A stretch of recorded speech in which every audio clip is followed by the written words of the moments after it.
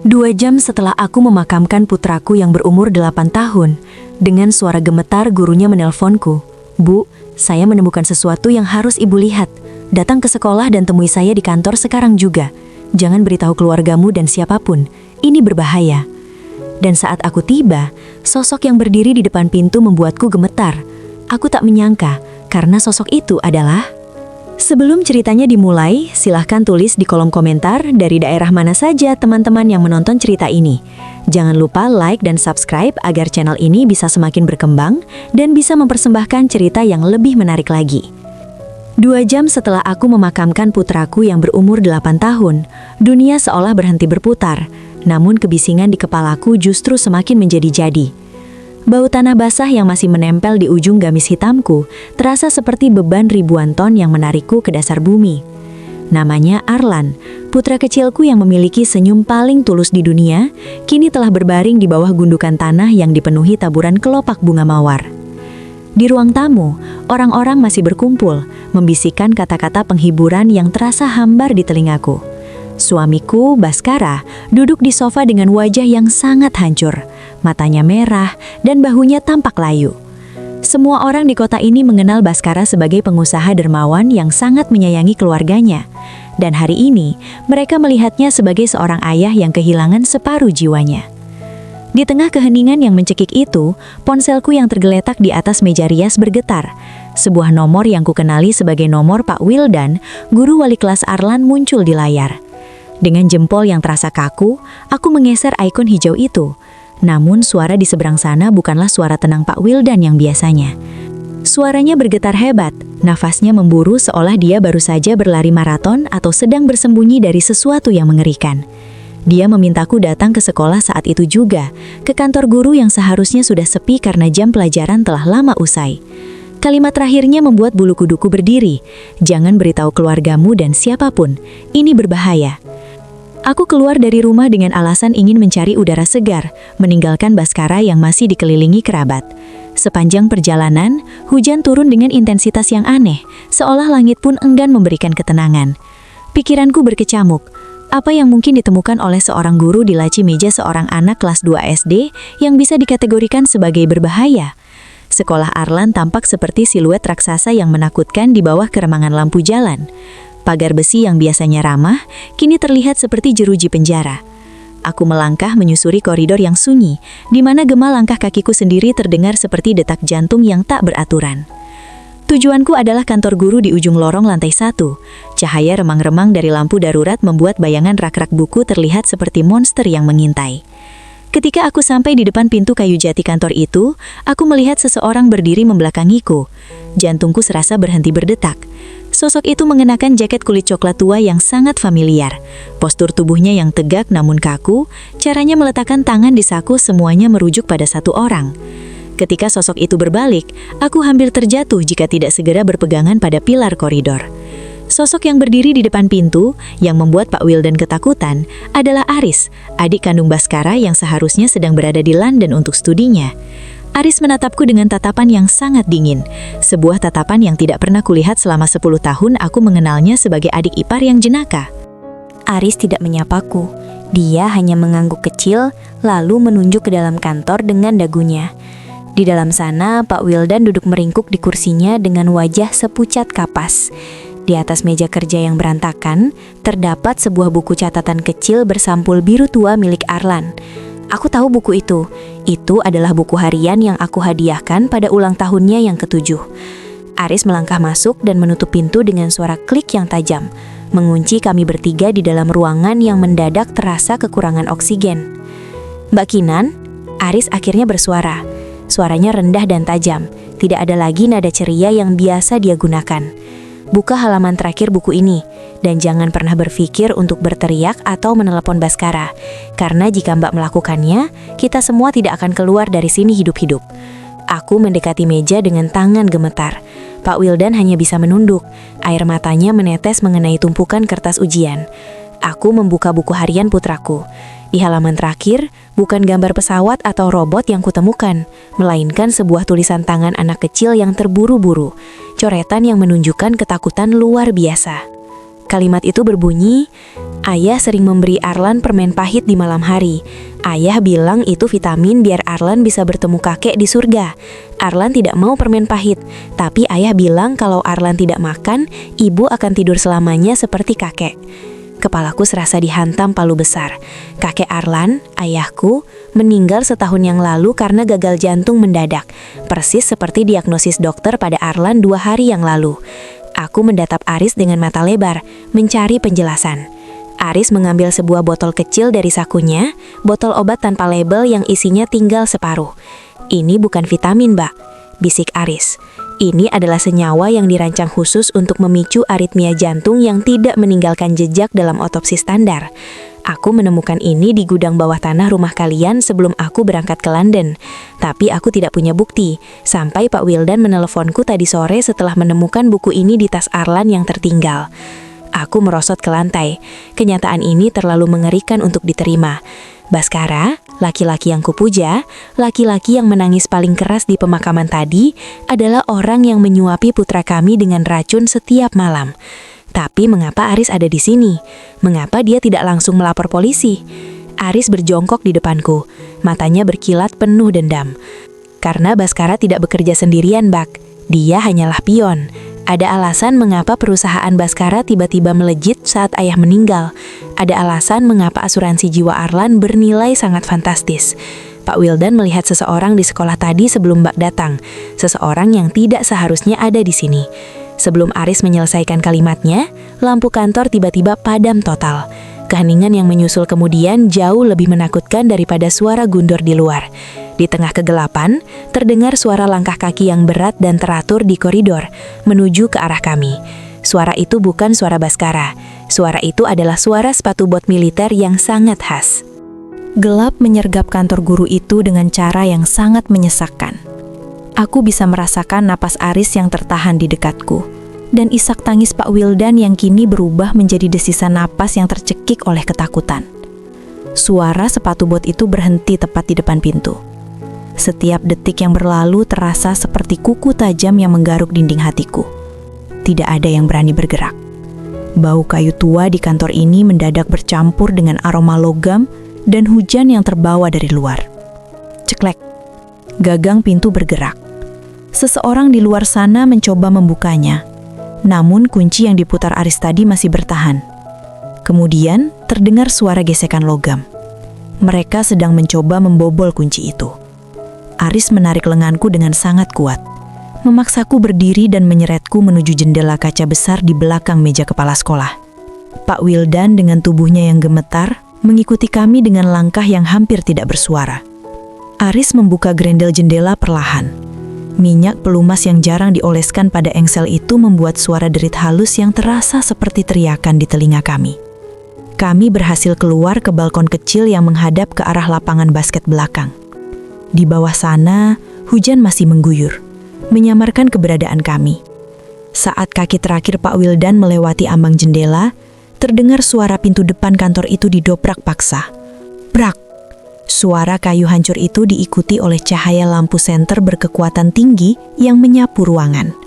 Dari balik kaca jendela yang sudah tertutup kembali, aku melihat siluet 3 orang pria bertubuh besar dengan peralatan taktis lengkap. Mereka bukan polisi. Mereka terlihat seperti tentara bayaran atau unit paramiliter swasta. "Cari buku itu! Jangan biarkan mereka lolos!"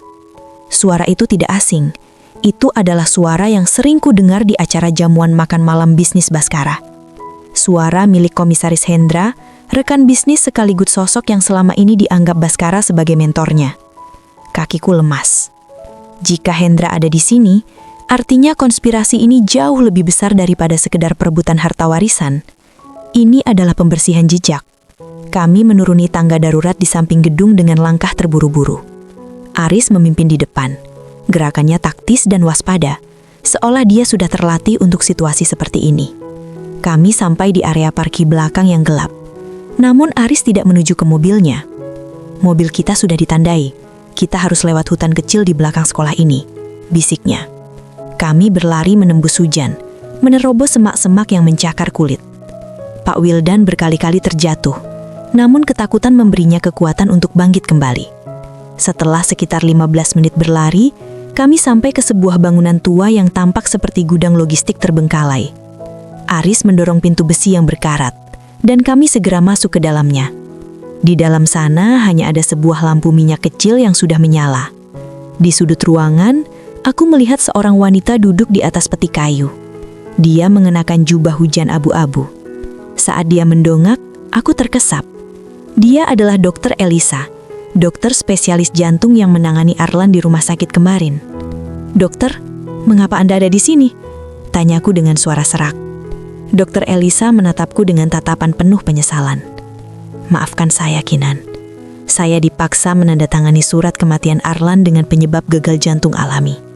Jika saya tidak melakukannya, putri saya yang masih bayi tidak akan selamat. Mereka memiliki mata-mata di setiap sudut rumah sakit." Aris meletakkan buku harian Arlan di atas meja kayu yang berdebu. "Sekarang ceritakan, Dok.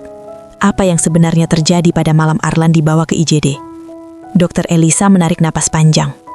Malam itu, sebenarnya Arlan belum meninggal saat tiba di ambulans. Dia masih sempat membisikkan sesuatu kepada perawat sebelum kesadarannya hilang total. Dia bilang, "Ayah memasukkan serbuk putih ke dalam permen itu." Perawat itu ketakutan dan memberikan informasi itu kepada saya. Namun sebelum saya sempat melakukan tes toksikologi, Baskara datang bersama Komisaris Hendra. Mereka tidak terlihat seperti orang tua yang berduka, melainkan seperti orang yang sedang mengawasi eksekusi. "Lalu, di mana perawat itu sekarang?" tanya Aris tajam. "Dia menghilang keesokan harinya, dan saya yakin dia tidak akan pernah ditemukan," jawab Dr. Elisa dengan nada getir. Aku meremas buku harian Arlan. Kemarahan yang tadinya tertutup oleh duka kini mulai membakar jiwaku. Baskara bukan hanya membunuh anak kami. Dia menghancurkan setiap orang yang mencoba menyelamatkannya. Tapi ada satu hal yang masih mengganjal di pikiranku. Mengapa Arlan?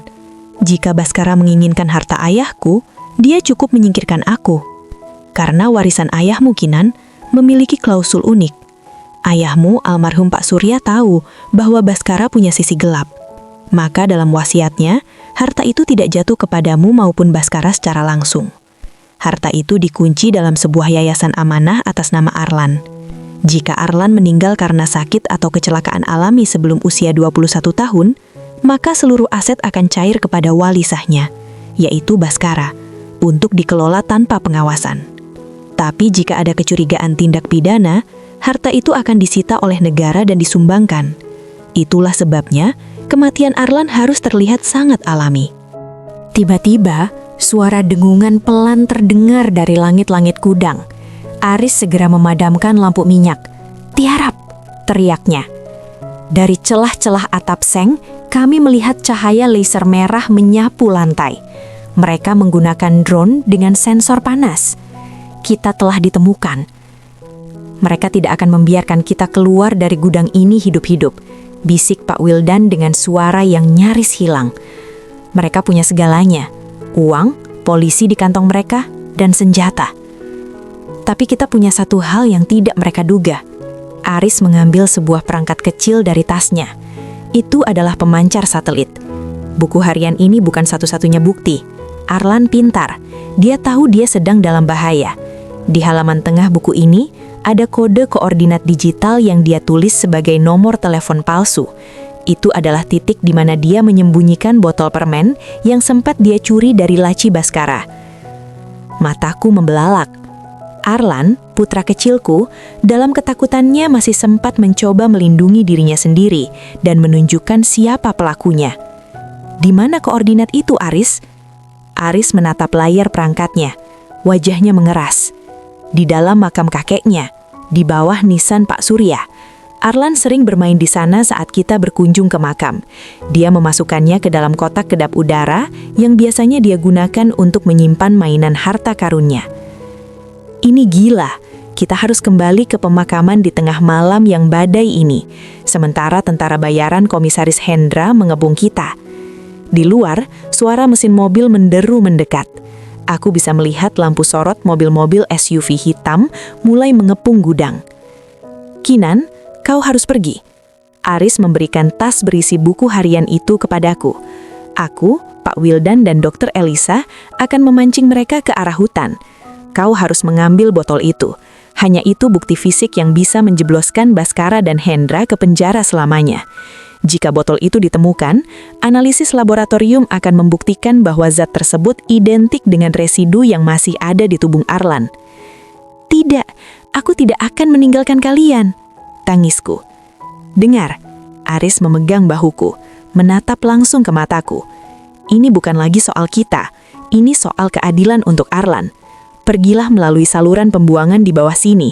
Itu akan membawamu langsung ke sungai kecil yang berbatasan dengan kompleks pemakaman. Cepat!" Sebelum aku sempat membantah, Aris mendorong sebuah penutup besi di lantai. Bau busuk air limbah menyengat, tapi itu adalah satu-satunya jalan keluar. Aku melihat Aris mengambil sebuah pistol dari balik jaketnya.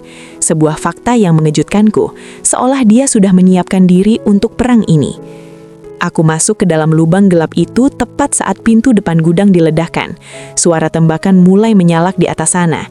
Aku merangkak di dalam kegelapan, air dingin setinggi pinggangku menghantam tubuhku. Namun di dalam kepalaku, aku hanya melihat satu hal. Wajah Baskara yang tersenyum palsu di depan pusara Arlan. Aku bersumpah, malam ini senyum itu akan menjadi hal terakhir yang dia miliki di dunia ini. Dinginnya air limbah yang merendam separuh tubuhku seolah mati rasa oleh amarah yang membara di dalam dada. Saluran pembuangan ini sempit, gelap, dan berbau busuk logam berkarat. Namun setiap inci kemajuan yang kubuat dengan merangkak adalah langkah menuju pembalasan untuk Arlan. Di atasku, suara dentuman ledakan dan rentetan tembakan masih terdengar samar, menandakan bahwa Aris sedang mempertaruhkan nyawanya untuk membeliku waktu. Aku terus bergerak, jemariku yang luka karena tergores tepian beton yang tajam tidak lagi kurasakan. Pikiranku terfokus pada satu titik, nisan ayahku, tempat Arlan menyembunyikan kebenaran. Setelah apa yang terasa seperti keabadian, aku melihat seberkas cahaya remang di ujung saluran. Itu adalah lubang keluar yang bermuara di sungai kecil di balik tembok pemakaman. Aku memanjat keluar dengan sisa tenaga yang ada. Tubuhku basah kuyup oleh lumpur dan air hujan. Kompleks pemakaman itu tampak seperti barisan hantu di bawah siraman badai. Angin menderu, menggoyangkan dahan pohon kamboja yang besar, menciptakan bayangan-bayangan menakutkan yang seolah bergerak mengikutiku. Aku berlari dengan napas tersengal, melewati barisan makam yang gelap, menuju blok keluarga di mana ayahku dan Arlan dimakamkan. Aku sampai di depan pusara ayahku, Pak Surya. Di sampingnya, gundukan tanah Arlan yang masih baru tampak menyedihkan, bunga-bunganya berserakan terkena angin kencang. Dengan tangan kosong, aku mulai menggali di bawah batu nisan ayahku. Tanah itu lunak karena hujan, namun akar-akar rumput membuatnya sulit ditembus.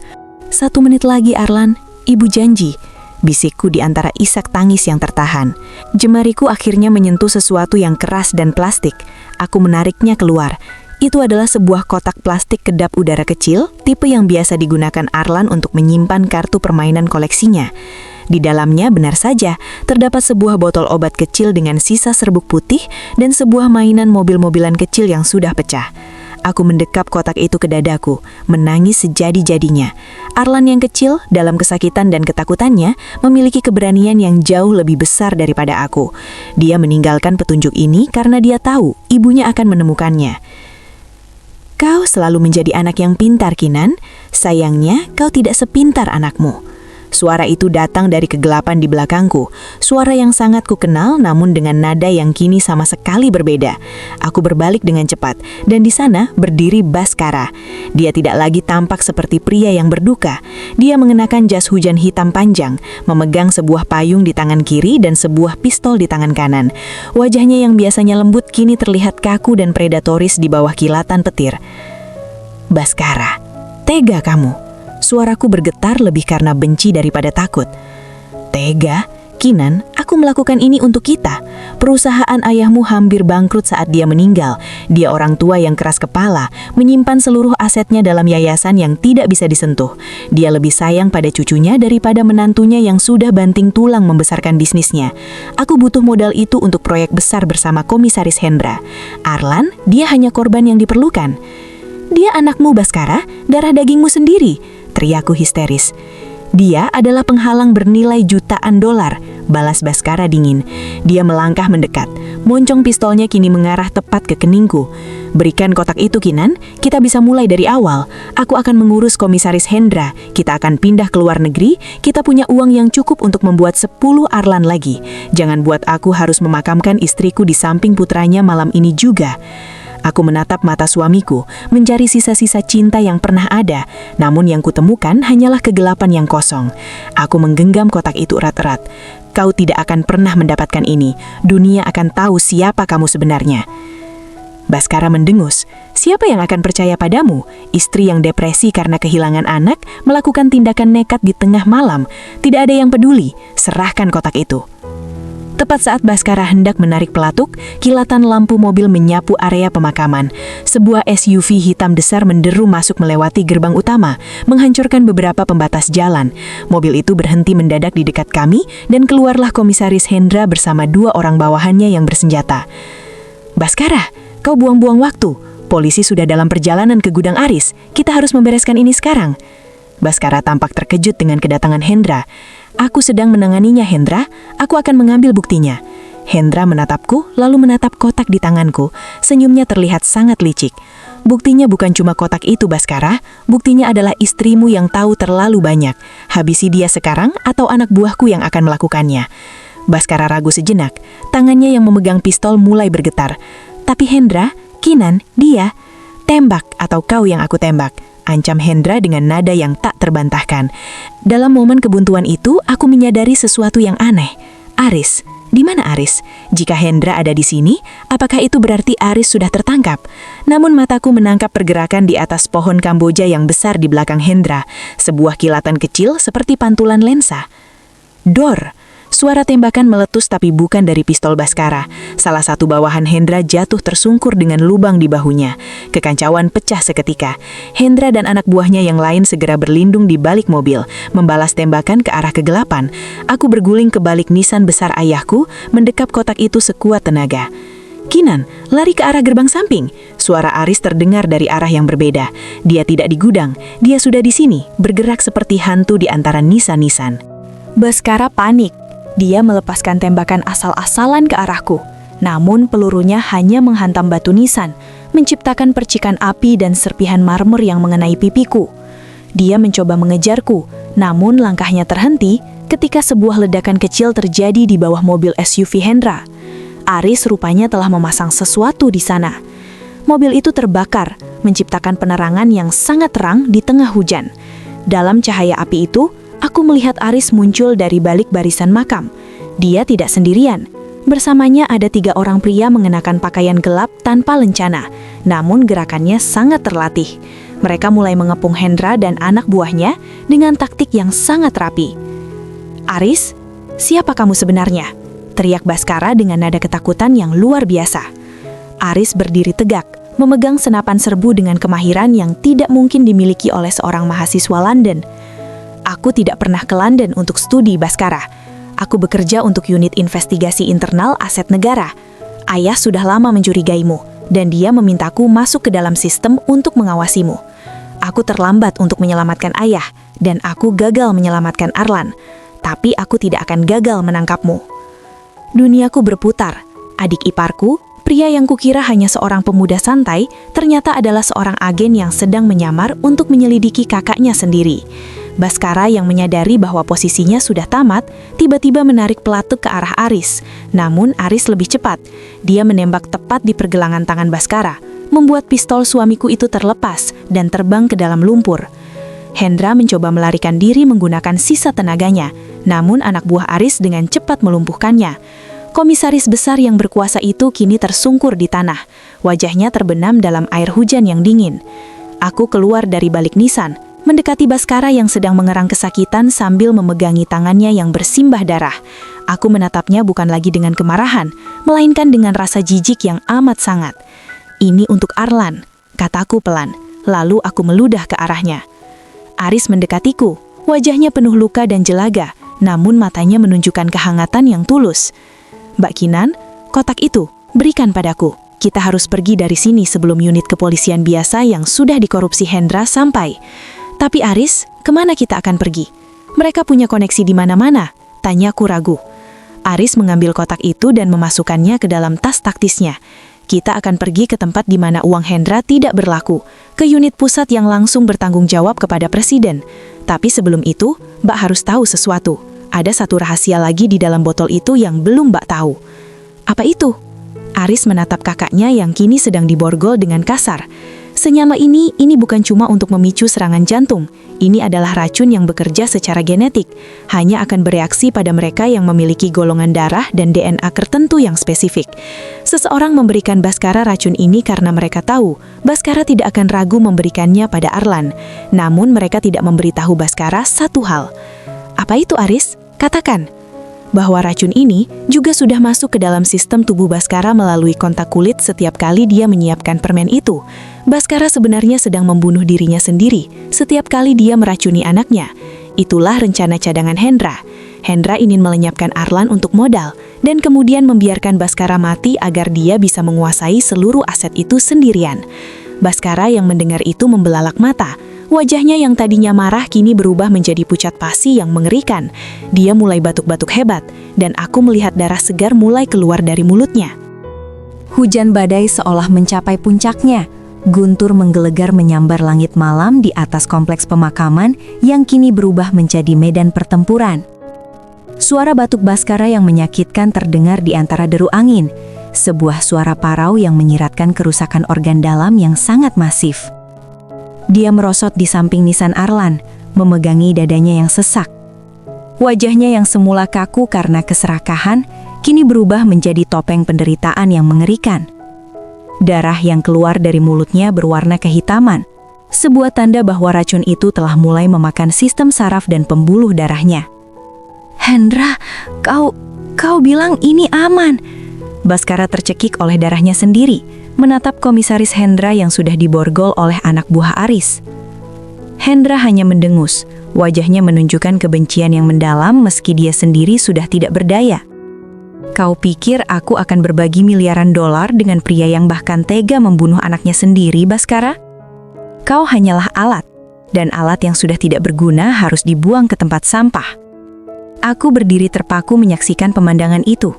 Pria yang pernah menjadi suamiku, yang kupuja dan kucintai, kini hancur oleh senjatanya sendiri. Rasa kasihan sempat melintas di hatiku, namun ingatan tentang Arlan yang merintih kesakitan di malam hari segera memadamkan api empati itu. Ini adalah keadilan yang paling puitis. Dia meracuni masa depan anaknya, dan kini racun itu merenggut masa depannya sendiri. Aris segera menarik lenganku, menjauhkanku dari pusat kekacauan. Mbak, kita tidak bisa lama-lama di sini. Tim keamanan Hendra yang lain sedang bergerak menuju koordinat ini. Mereka menggunakan jaringan radio kepolisian daerah untuk mencegah kita. Kita harus bergerak sekarang. Bagaimana dengan mereka? Tanyaku menunjuk Bhaskara dan Hendra. Tim medis khusus dan unit penindakan pusat akan menjemput mereka. Bhaskara tidak akan mati begitu saja. Dia harus memberikan kesaksian sebelum racun itu benar-benar menghentikan jantungnya. Kita harus menyelamatkan data yang ada di kotak ini, jawab Aris tegas. Kami berlari menuju sebuah mobil jeep hitam yang tersembunyi di balik semak-semak luar tembok makam. Aris mengemudi dengan kecepatan tinggi, membelah jalanan setapak yang licin dan berlumpur. Di belakang kami, aku melihat kilatan lampu sirine mulai bermunculan di kejauhan. Namun bukan sirine biru polisi yang biasa, melainkan sirine putih yang menandakan unit militer atau paramiliter. Siapa yang mengejar kita sekarang, Aris? Tanyaku sambil mencoba membersihkan sisa tanah dan daah di tanganku menggunakan tisu basah yang ada di dashboard. Sisa-sisa sindikat Gajah Putih, itu adalah konsorsium bisnis gelap yang dipimpin oleh Hendra dan beberapa petinggi lainnya. Bagi mereka, kematian Arlan adalah kunci untuk mencairkan dana yayasan yang akan digunakan untuk membiayai operasi politik mereka tahun depan. Kita sekarang memegang bukti yang bisa meruntuhkan seluruh struktur mereka. Aris menjelaskan sambil tetap fokus pada jalanan. Kami meninggalkan pinggiran kota, memasuki kawasan perbukitan yang lebih sepi. Aris terus memantau radar di dashboard. Ada 2 kendaraan mengikuti kita. Mereka menggunakan jammer. Ponsel kita tidak akan berguna di sini. Tiba-tiba suara dentuman keras terdengar dari arah belakang mobil kami. Salah satu SUV pengejar mencoba menabrak bagian belakang jeep kami. Guncangan keras membuat kepalaku membentur kaca samping. Aris banting setir ke kiri masuk ke sebuah jalan tanah yang sangat sempit dan dipenuhi pepohonan rindang. "Mbak, pegangan yang kuat," teriak Aris. Dia menekan sebuah tombol dan dari bagian belakang jeep keluar asap tebal yang menyamarkan pandangan pengejar. Teknik pelarian yang benar-benar profesional. Di tengah pelarian yang menegangkan itu, aku membuka kotak plastik milik Arlan yang diberikan Aris kembali kepadaku. Selain botol obat dan mobil-mobilan, aku menemukan lipatan kertas kecil di bagian paling bawah. Kertas itu tampak seperti robekan buku gambar. Aku membukanya dengan tangan bergetar di bawah cahaya lampu kabin yang redup. Itu adalah gambar sederhana seorang anak kecil yang memegang tangan seorang wanita dan seorang pria. Namun figur pria di gambar itu diberi tanda silang besar dengan pensil merah. Di bawahnya, Arlan menulis, "Ayah punya teman jahat yang sering datang ke rumah saat ibu pergi. Namanya Tuan Bayangan. Tuan Bayangan sering memberi ayah botol ini. Tuan Bayangan punya tanda lahir berbentuk naga di lehernya." Napas daku tertahan. Tanda lahir berbentuk naga di leher. Aku memutar memori di kepalaku, mencoba mengingat setiap rekan bisnis Baskara yang pernah datang ke rumah. Tidak ada satupun dari mereka, termasuk Hendra, yang memiliki tanda seperti itu. "Aris," panggilku dengan suara bergetar. "Siapa Tuan Bayangan?" Aris melirik ke arah kertas yang kupegang.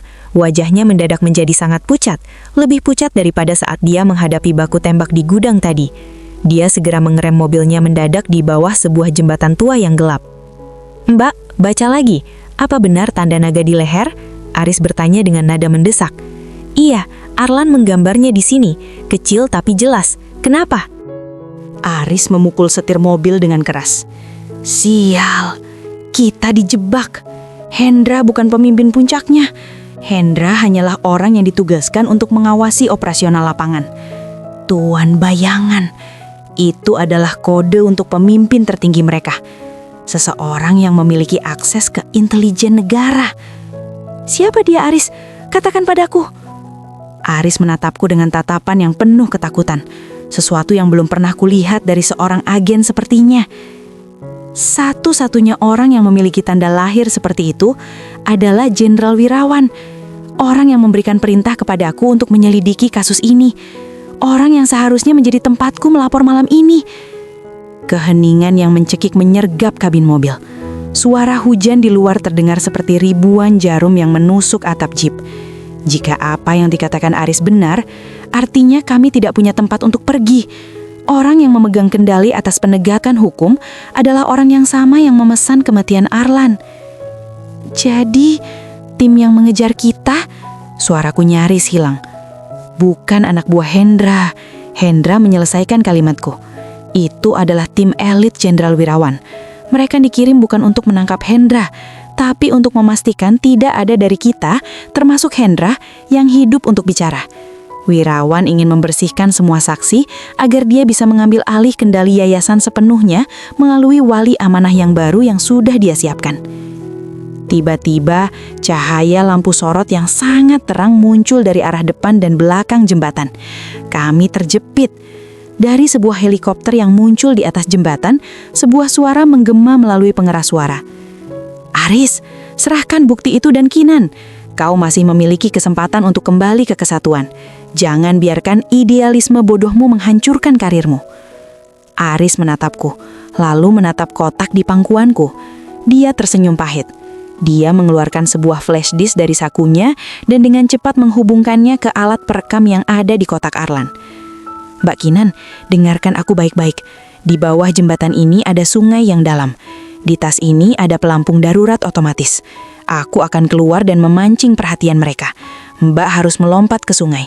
Ikuti arus itu sejauh 3 kilometer, Mbak akan menemukan dermaga kecil.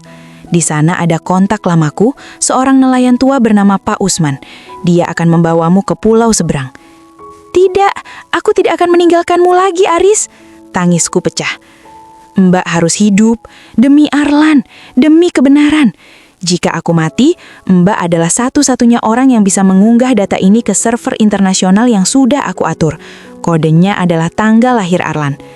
Aris menyerahkan tas itu padaku dan dengan cepat mendorongku ke pintu samping. "Aris, lari Mbak, sekarang!" Aris melepaskan tembakan ke arah helikopter, menciptakan kekacauan sesaat. Aku memejamkan mata dan melompat dari jembatan, terjun bebas ke dalam kegelapan sungai yang dingin. Saat tubuhku menghantam air, aku mendengar suara ledakan besar di atas sana. Mobil jeep itu meledak. Aku tenggelam dalam air yang deras, berjuang melawan arus sambil mendekap tas berisi bukti kematian putraku. Di dalam air yang gelap, aku bersumpah, jika aku selamat dari malam ini, Jenderal Wirawan akan merasakan apa itu neraka di dunia. Dingin yang menusuk tulang adalah sensasi pertama yang merasuki seluruh pori-pori kulitku saat tubuhku menghantam permukaan air sungai yang ganas. Arusnya sangat kuat, jauh lebih liar dari yang kubayangkan. Aku terombang-ambing di dalam kegelapan. Air masuk ke dalam hidung dan tenggorokanku, membuat paru-paruku terasa seperti terbakar. Di atasku, cahaya api dari ledakan mobil Aris masih terpantul di permukaan air yang bergejolak, menciptakan pemandangan merah yang mengerikan sebelum akhirnya aku terseret semakin jauh ke dalam kepekatan malam. Tanganku mencengkram erat tali tas taktis yang diberikan Aris. Tas itu adalah pelampungku, satu-satunya harapanku, dan satu-satunya alasan mengapa aku harus tetap terjaga di tengah hantaman batu-batu sungai yang melukai kakiku. Aku tidak boleh menyerah. Wajah Arlan dan pengorbanan Aris berputar di benakku seperti film bisu. Aku harus selamat, karena jika aku mati, kebenaran tentang Jenderal Wirawan akan tenggelam bersamaku di dasar sungai ini. Setelah entah berapa lama aku bertarung dengan arus, tanganku akhirnya menyentuh sesuatu yang kasar dan berlumut, sebuah akar pohon besar yang menjuntai di pinggiran sungai. Dengan sisa tenaga yang nyaris habis, aku menarik tubuhku ke tepi. Aku merangkak di atas tanah berlumpur, batuk-batuk mengeluarkan air sungai yang memenuhi kerongkonganku. Tubuhku menggigil hebat, gigiku bergemeletuk tak terkendali. Aku bersembunyi di balik rimbunnya semak-semak, memandang ke arah jembatan yang kini tampak sangat jauh di belakang. Helikopter itu masih berputar-putar di sana, lampu sorotnya menyapu permukaan air seperti mata iblis yang sedang lapar. Aku harus bergerak. Ingatan tentang instruksi Aris menuntunku. 3 kilometer ke arah hilir, sebuah dermaga kecil. Aku mulai berjalan tertatih, menggunakan dahan pohon sebagai tongkat. Setiap langkah terasa seperti duri yang menusuk telapak kakiku yang tanpa alas. Hujan sudah mulai mereda, menyisakan hawa lembab yang menyesakkan dan suara serangga malam yang terdengar seperti ejekan bagi kesendirianku. Setelah berjalan hampir 1 jam dalam ketakutan, aku melihat sebuah kerlip lampu minyak di kejauhan, sebuah pondok kayu sederhana yang berdiri di atas tiang-tiang tinggi di tepi sungai. Di sampingnya, sebuah perahu nelayan tua tertambah terendah. Itu pasti dermaga yang dimaksud Aris. Dengan sisa kekuatan, aku berjalan menuju pondok itu. Siapa di sana? Suara berat dan serak terdengar dari balik pintu yang sedikit terbuka. Pak Usman? Suaraku nyaris tidak terdengar, hilang di telan angin malam. Seorang pria tua dengan wajah yang dipenuhi guratan usia keluar sambil memegang sebuah lampu badai. Dia mengenakan kaos oblong usang dan sarung. Matanya yang tajam menatapku dari ujung kepala hingga ujung kaki. Saat dia melihat tas taktis yang kudekap, ekspresinya berubah. Dia segera menghampiriku dan memapahku masuk ke dalam pondok. "Kau temannya Aris?" tanyanya sambil menutup pintu rapat-rapat dan menguncinya dengan beberapa selot kayu. Aku hanya bisa mengangguk lemas. Pak Usman tidak banyak bertanya lagi. Dia memberikan sehelai kain sarung kering dan segelas teh hangat yang terasa seperti mujizat di tengah kedinginan ini. Dia menyalakan api di tungku kecil di sudut ruangan untuk menghangatkan suhu udara. "Aris, dia mobilnya meledak," bisikku sambil menahan tangis. Pak Usman terdiam sejenak, matanya menatap api di tungku dengan tatapan kosong. "Anak itu selalu tahu cara membuat keributan, tapi jangan remehkan dia, nak. Aris punya lebih banyak nyawa daripada kucing jalanan. Jika dia menyuruhmu ke sini, artinya dia sudah merencanakan langkah selanjutnya." "Bagaimana Bapak bisa yakin?" Pak Usman mengambil sebuah radio komunikasi kuno dari balik tumpukan jaring nelayan. Dia memutar gelombangnya hingga terdengar suara statis yang berisik. 10 menit yang lalu, frekuensi ini bergetar 1 kali. Itu tandanya dia masih hidup, tapi sedang dalam persembunyian yang sangat ketat. Rasa lega yang luar biasa membanjiri hatiku. Aris selamat. Setidaknya ada secercah harapan di tengah kegelapan ini. Namun, Pak Usman segera membuyarkan ketenanganku. Kita tidak punya banyak waktu, Nak. Jenderal Wirawan bukan orang yang mudah menyerah. Dia punya pasukan pembasmi yang sekarang pasti sudah menyisir setiap inci tepian sungai ini. Kita harus segera menyeberang ke pulau seberang, ke tempat yang tidak bisa dijangkau oleh radar mereka. Pak Usman membantuku berdiri. Kita keluar menuju dermaga kecil di bawah guyuran sisa gerimis. Saat aku hendak melangkah ke dalam perahu, sebuah dengungan familiar kembali terdengar dari langit. Drone. Tiarap di bawah jaring, perintah Pak Usman. Aku berbaring di dasar perahu yang berbau amis ikan, tertutup oleh jaring-jaring besar yang berat. Pak Usman dengan tenang mulai mendayung perahunya keluar ke tengah sungai, menjauhi dermaga. Melalui celah-celah jaring, aku melihat cahaya laser merah menyapu pondok kayu Pak Usman tadi. Tak lama kemudian, pondok itu meledak dalam satu hantaman rudal kecil dari udara. Hatiku mencelos. Pak Usman baru saja kehilangan rumahnya karenaku. Jangan menoleh, Nak. Rumah bisa dibangun lagi, tapi keadilan tidak bisa ditunda. Bisik Pak Usman tanpa menghentikan dayungannya. Kami membelah kegelapan sungai selama hampir 2 jam. Pak Usman sangat ahli membaca arus. Dia membawa kami menyusuri jalur-jalur sempit di antara rawa-rawa yang tidak mungkin dilalui oleh kapal besar. Akhirnya, kami sampai di sebuah pulau kecil yang dipenuhi hutan bakau yang sangat lebat. Di sana, sudah menunggu sebuah mobil off-road tua yang disembunyikan di bawah tumpukan dedaunan. Naik ke sana, kuncinya ada di bawah karpet. Ikuti jalan setapak itu sejauh 5 km. Kau akan menemukan sebuah mercusuar tua. Di sana ada laptop satelit yang sudah diatur Aris. Unggah datanya dan biarkan dunia melihat wajah asli Jenderal Wirawan. Instruksi Pak Usman. Bapak tidak ikut? Pak Usman tersenyum tipis, sebuah senyum yang penuh keberanian. Seseorang harus tetap di sini untuk memastikan drone-drone itu mengikuti perahu kosong ini ke arah utara.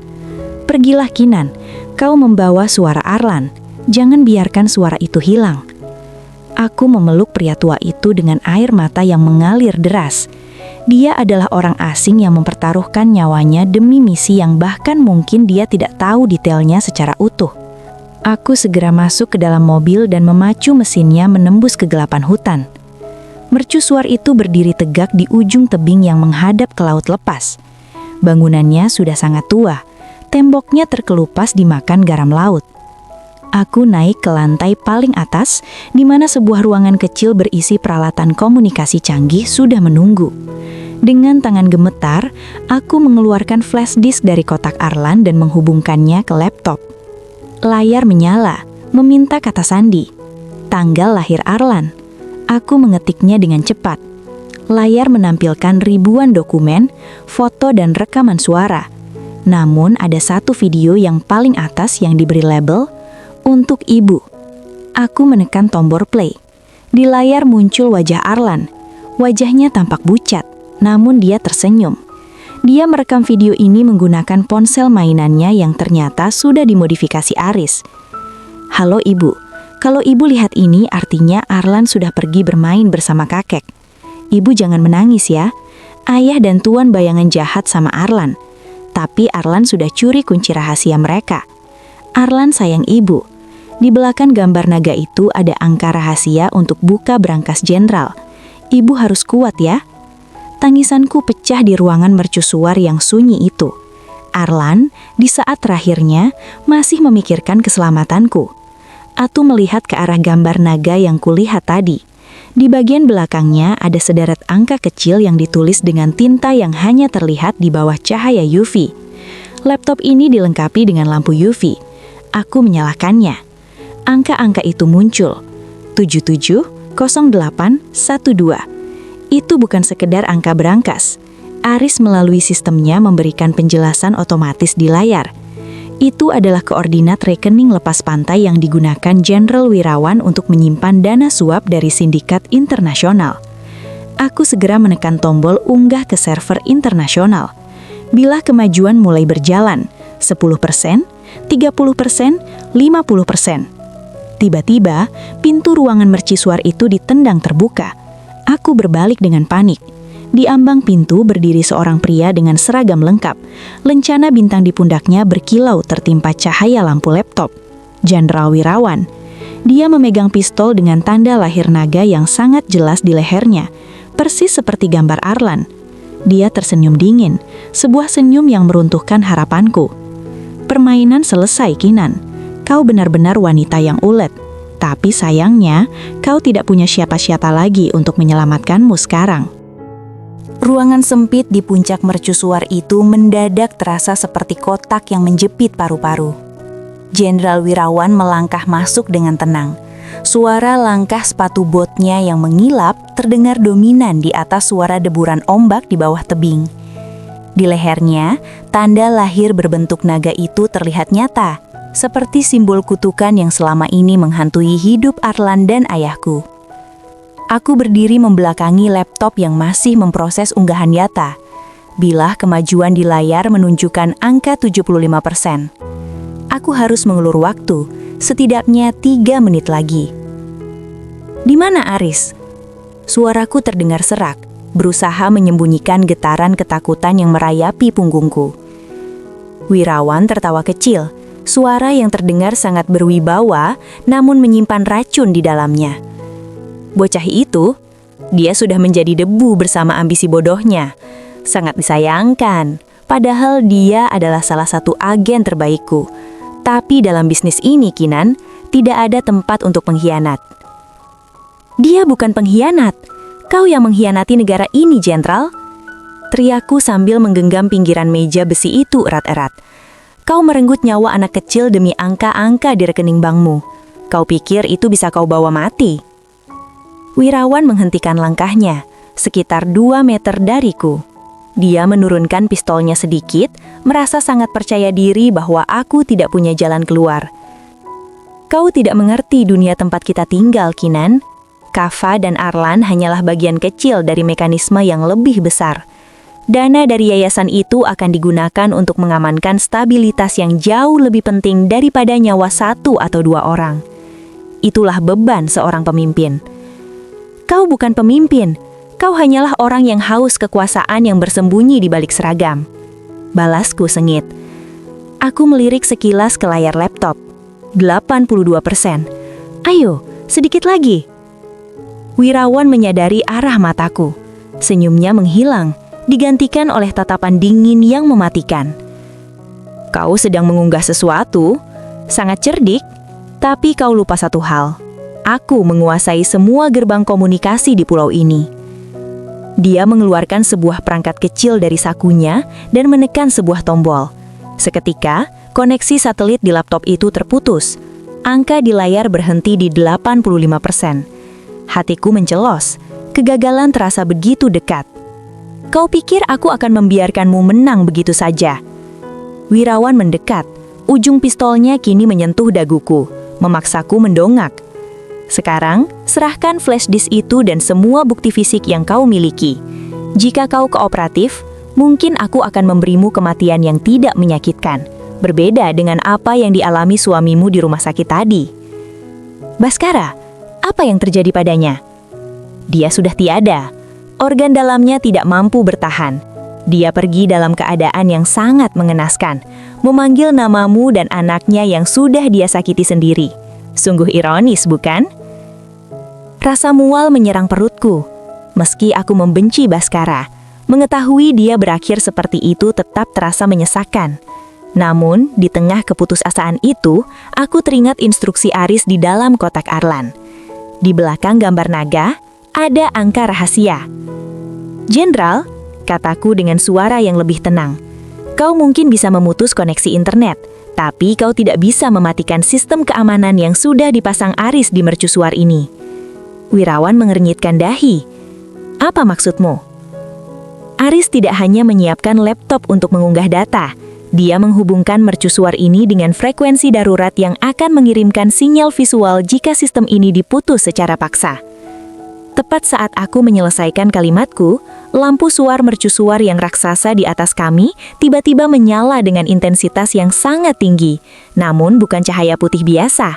Lampu itu berkelip-kelip dalam warna merah dan biru, mengirimkan sinyal kode Morse internasional untuk situasi darurat yang bisa dilihat dari daratan utama sejauh puluhan mil. Wirawan terkejut dan menengadah ke atas. Apa-apaan ini? Dalam momen gangguannya yang hanya 1 detik itu, aku merogoh botol kecil dari kotak Arlan yang ada di saku gamisku. Aku tidak memiliki senjata, tapi aku memiliki sisa serbuk putih yang sangat berbahaya jika terhirup langsung dalam konsentrasi tinggi. Aku melemparkan serbuk itu tepat ke arah wajah Wirawan.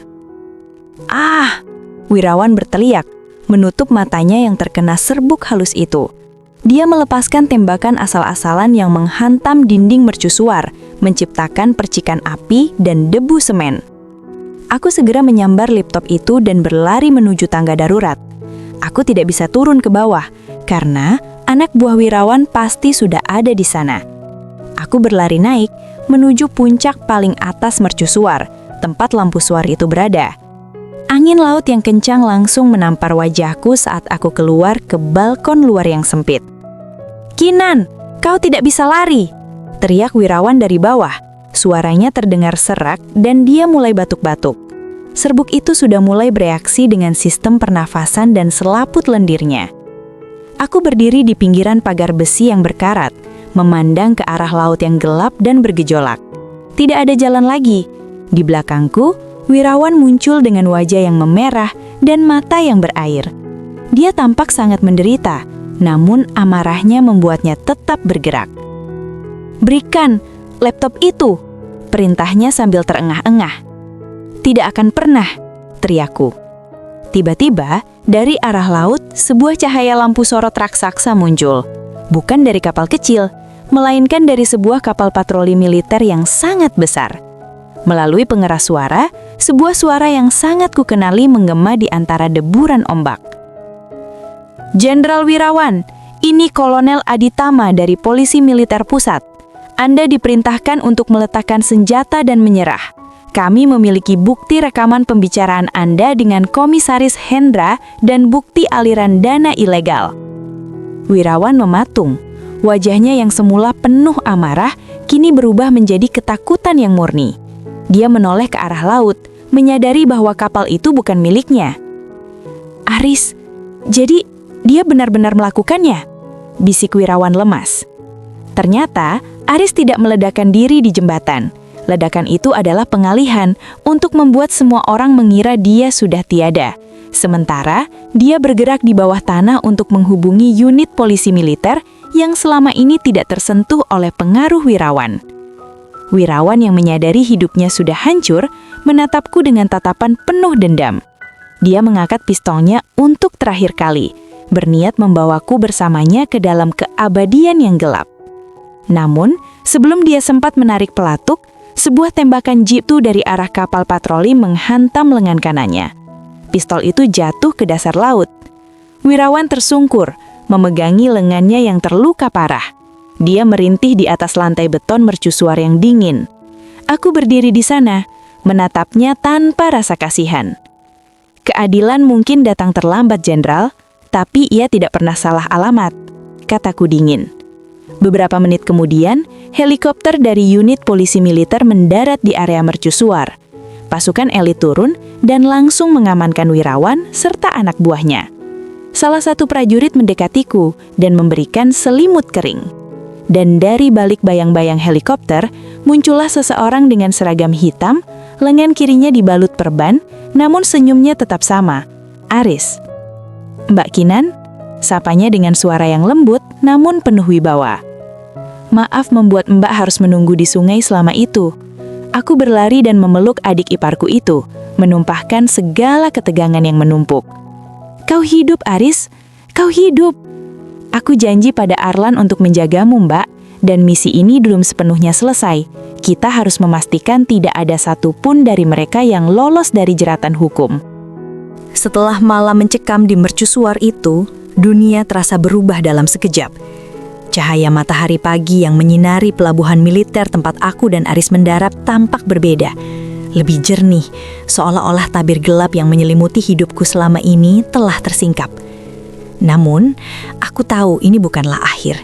Penangkapan seorang jenderal bukanlah perkara mudah yang selesai dalam satu malam. Ini adalah awal dari perang di ruang sidang dan di hadapan opini publik.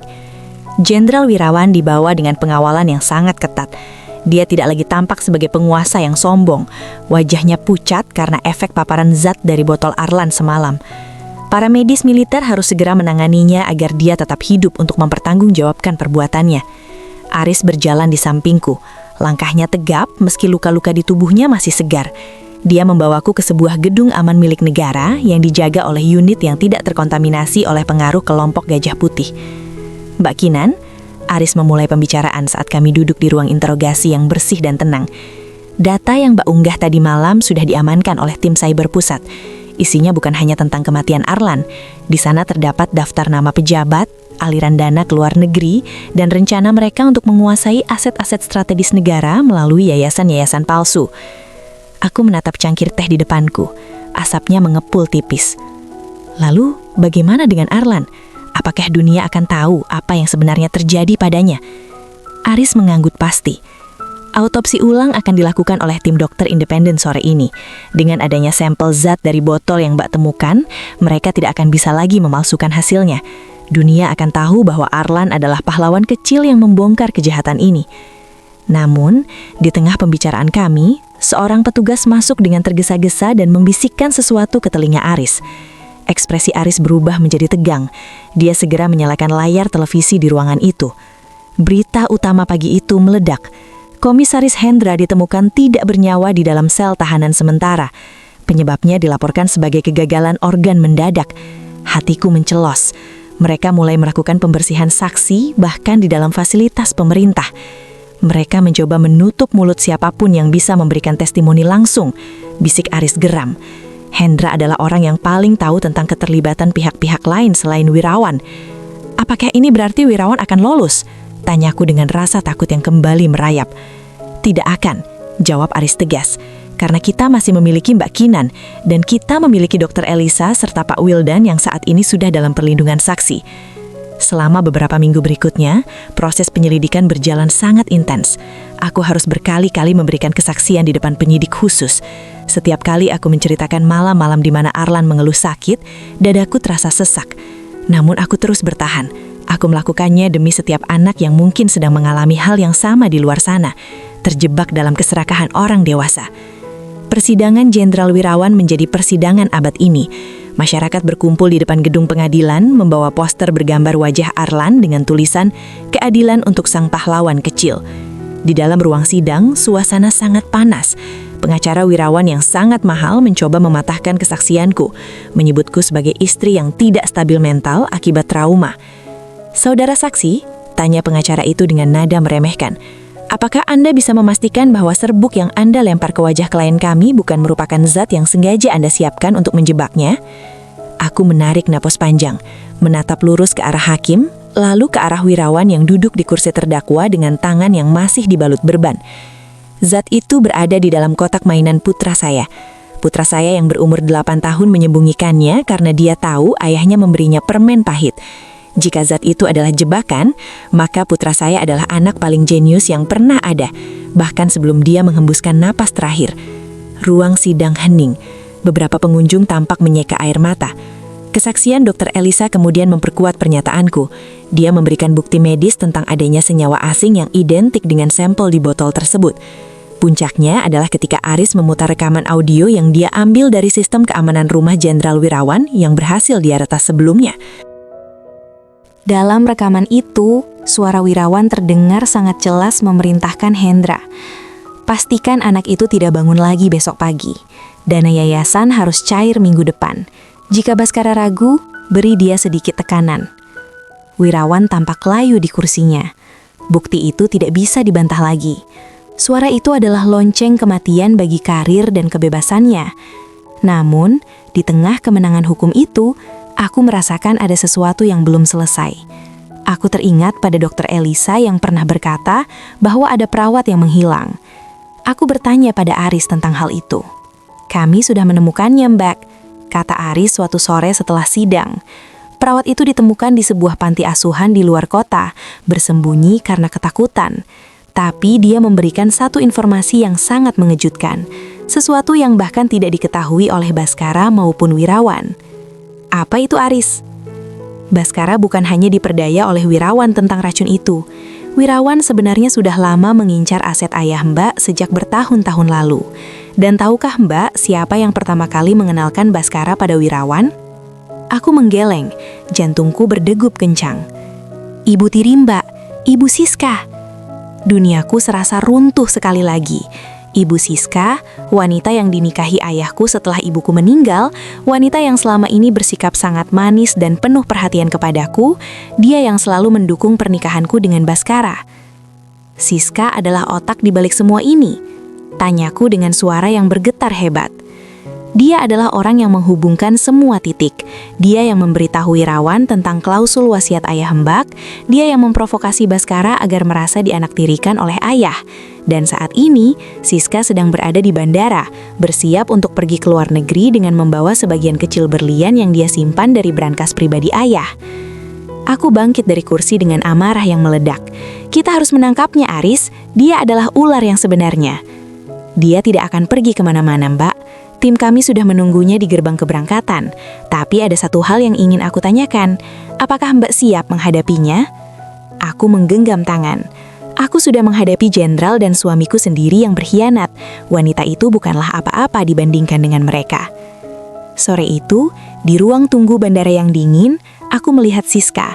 Dia tampak sangat elegan dengan kacamata hitam dan tas bermerek. Namun saat dia melihatku datang bersama Aris dan beberapa petugas, wajahnya berubah drastis. Dia mencoba berlari, namun petugas dengan cepat mencegatnya. Aku melangkah mendekatinya, menatapnya tepat di matanya. Kau tahu Siska, Arlan sangat menyayangimu. Dia selalu memanggilmu nenek cantik, dan kau tega memberikan resep untuk mengakhiri hidupnya hanya demi perhiasan itu. Siska terdiam, bibirnya bergetar. Dia tidak bisa lagi bersandiwara. Kinan, aku hanya ingin masa depanku terjamin. Ayahmu terlalu pelit. Cukup, kataku dingin. Masa depanmu sekarang sudah terjamin, di balik jeruji besi yang paling dingin. Saat Siska dibawa pergi, aku merasa sebuah lingkaran besar akhirnya tertutup. Semua pengkhianatan, semua kebohongan telah terungkap. Tapi ada satu rahasia terakhir yang Aris simpan untuk bagian penutup, sesuatu yang akan mengubah hidupku. Suara derap langkah kaki petugas yang membawa Ibu Siska menjauh dari ruang tunggu bandara perlahan memudar, digantikan oleh suara pengumuman penerbangan yang bergema di langit-langit gedung yang megah itu. Aku berdiri mematung, menatap lurus ke arah jendela besar yang menampilkan landasan pacu. Di sana, pesawat-pesawat lepas landas menuju awan, membawa ribuan orang ke tujuan mereka. Namun bagiku, pelarian sudah berakhir. Tidak ada lagi tempat untuk lari, dan tidak ada lagi alasan untuk bersembunyi. Aris mendekatiku. Ia melepaskan topi taktisnya dan mengusap wajahnya yang tampak sangat lelah. Semua orang yang terlibat sudah diamankan, Mbak. Jenderal Wirawan, Ibu Siska, dan sisa-sisa sindikat Gajah Putih. Proses hukum memang akan memakan waktu lama, tapi bukti-bukti yang kita miliki terlalu kuat untuk mereka patahkan. Mbak Kinan sudah bebas. Aku menoleh ke arahnya, mencoba tersenyum meskipun hatiku masih terasa seperti ladang yang baru saja dihantam badai. Bebas, Aris? Bagaimana aku bisa bebas jika separuh jiwaku sudah tertimbun di bawah tanah? Aris terdiam sejenak. Ia merogoh saku jaketnya dan mengeluarkan sebuah amplop coklat kecil yang tampak sangat rapi. Sebenarnya ada satu hal lagi. Hal terakhir yang ditemukan tim siber saat mereka membedah brankas digital Jenderal Wirawan. Ini bukan tentang uang, Mbak. Ini tentang Arlan. Jantungku berdegup kencang. Apalagi Aris, apakah ada rahasia mengerikan lainnya? Bukan mengerikan, Aris. Ia memberikan amplop itu kepadaku. Ini adalah hasil tes medis yang dilakukan Wirawan secara diam-diam sebulan sebelum Arlan meninggal. Dia melakukan tes DNA menyeluruh terhadap seluruh keluarga Mbak Kinan melalui sampel yang diambil saat kalian melakukan pemeriksaan kesehatan tahunan di rumah sakit yayasan.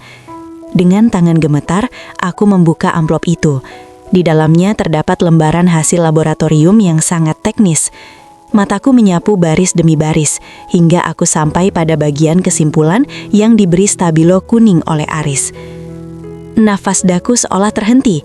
Ini tidak mungkin. Itu benar, Mbak, bisik Aris. Arlan bukan putra kandung Baskara. Duniaku serasa berguncang hebat. Apa maksudmu? Aku tidak pernah. Aku hanya memiliki Baskara dalam hidupku. Mbak Kinan, ingatkah Mbak 10 tahun lalu saat Mbak mengalami kecelakaan mobil hebat dan membutuhkan transfusi sumsum tulang belakang serta prosedur medis yang rumit? Mbak berada dalam kondisi koma selama beberapa minggu. Dokter yang menangani Mbak saat itu adalah bagian dari program penelitian Wirawan. Mereka melakukan prosedur in vitro tanpa persetujuan Mbak saat Mbak sedang dalam kondisi kritis, menggunakan sel telur Mbak dan donor anonim yang sudah mereka pilih untuk menciptakan pewaris yang secara genetik sempurna menurut ambisi mereka. Aku merosot ke kursi tunggu, menutup mulutku dengan kedua tangan. Kenyataan ini jauh lebih gila daripada semua konspirasi yang baru saja kulewati. Baskara mengetahui hal ini setahun setelah Arlan lahir, lanjut Aris dengan nada pedih. Wirawan menunjukkan hasilnya untuk memeras Baskara. Itulah mengapa Baskara mulai membenci Arlan. Dia merasa dikhianati oleh kenyataan bahwa anak yang ia besarkan bukan darah dagingnya sendiri, sekaligus merasa tertekan oleh Wirawan. Rasa benci itu dipupuk oleh Siska, hingga akhirnya Baskara menjadi monster yang kita lihat kemarin. Bagi Baskara, membunuh Arlan adalah cara dia membalas dendam pada Wirawan dan melepaskan diri dari beban yang ia rasa bukan miliknya. Aku menangis seseguk-seguk. Kebenaran ini sangat menyakitkan, namun di saat yang sama memberikan sebuah pencerahan yang aneh. Arlan bukanlah buah dari cinta yang palsu dengan seorang pembunuh. Arlan adalah keajaiban medis yang diciptakan dari sel tubuhku sendiri. Dia murni milikku. Lalu, siapa donor anonim itu, Aris? Tanyaku dengan suara parau. Aris menatapku dengan mata yang berkaca-kaca. Ayah Mbak, Pak Surya, tahu tentang prosedur ilegal itu. Dia sangat marah. Namun dia tidak ingin Mbak hancur karena tahu kenyataan bahwa Mbak dimanfaatkan saat koma. Ayah Mbak secara diam-diam menyuap petugas laboratorium untuk menukar donor tersebut dengan sampel miliknya yang sudah dia simpan sebelumnya di bank sperma untuk alasan medis lainnya. Jadi secara biologis, Arlan bukan hanya cucu ayah, tapi juga memiliki ikatan genetik yang sangat kuat sebagai putra biologisnya yang lahir dari Mbak. Itulah sebabnya ayah mengunci seluruh hartanya hanya untuk Arlan. Dia ingin melindungi Arlan dari Baskara dan Wirawan, karena dia tahu siapa Arlan sebenarnya. Aku mendekap amplop itu di dadaku. Rasa syukur yang luar biasa memenuhi relung jiwaku. Arlan adalah hadiah terakhir dari ayahku, sebuah benteng pertahanan yang disiapkan ayahku untuk melindungiku bahkan setelah ia tiada. 6 bulan kemudian, pagi hari di sebuah panti asuhan yang baru saja aku bangun. Aku berdiri di beranda, melihat anak-anak kecil berlarian di rumput hijau yang masih basah oleh embun. Panti ini aku beri nama Gria Arlan. Seluruh harta warisan ayahku dan aset yang berhasil disita dari Baskara serta Wirawan, aku alihkan untuk membiayai panti asuhan dan pusat perlindungan saksi anak. Aku tidak mengambil sepeser pun untuk gaya hidup mewah. Bagiku, kemewahan sejati adalah melihat senyuman di wajah anak-anak ini. Senyum yang dulu selalu dimiliki Arlan. Pak Wildan, sang guru wali kelas, kini bekerja sebagai kepala sekolah di yayasan yang kubentuk.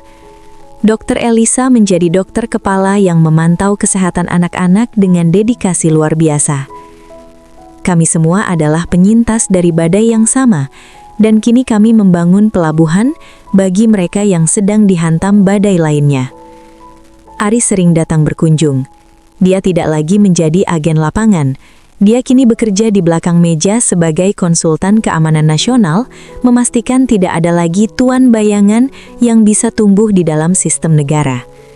Kami sering duduk di taman, mencoba meninggalkan bayang-bayang masa lalu. Suatu sore, saat aku sedang merapikan buku-buku di perpustakaan panti asuhan, aku menemukan sebuah lipatan kertas di dalam salah satu buku cerita favorit Arlan. Aku membukanya. Itu adalah gambar Arlan yang belum pernah kulihat sebelumnya. Di gambar itu, Arlan menggambar dirinya sendiri sedang terbang ke langit dengan sayap yang besar.